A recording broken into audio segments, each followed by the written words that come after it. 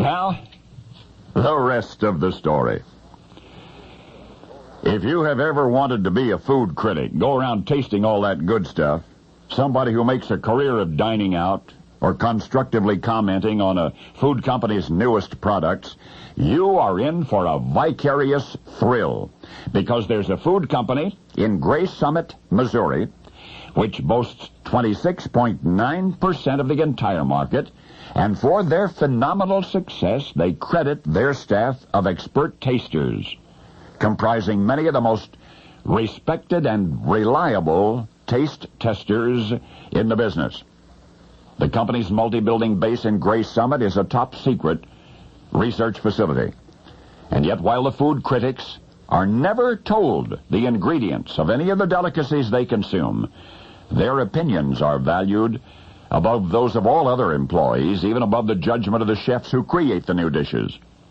In these incredible kitchens, in the foothills of the Ozarks, tomorrow's high-nutrition gourmet meals are being prepared for discriminating palates nationwide, and yet surely none more discriminating than those of the experts who work for this company, and whose culinary passions and aversions are right now determining the future food.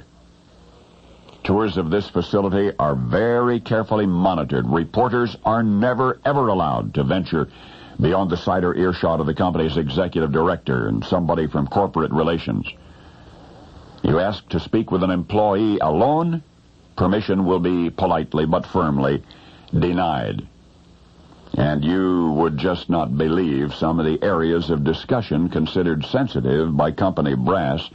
For example, food shape. Food shape.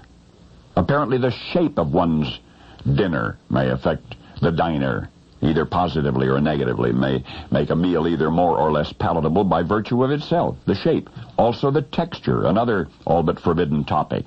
It seems that the company has a fairly accurate profile of its consumers, including the food textures and the consistencies which they prefer.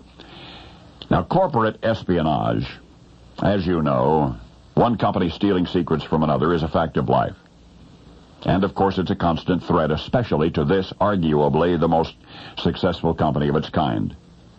Inarguably is that the kitchens of Gray Summit, 11 buildings nestled in the rolling Missouri countryside, comprise the largest facility of its kind anywhere in the Western Hemisphere.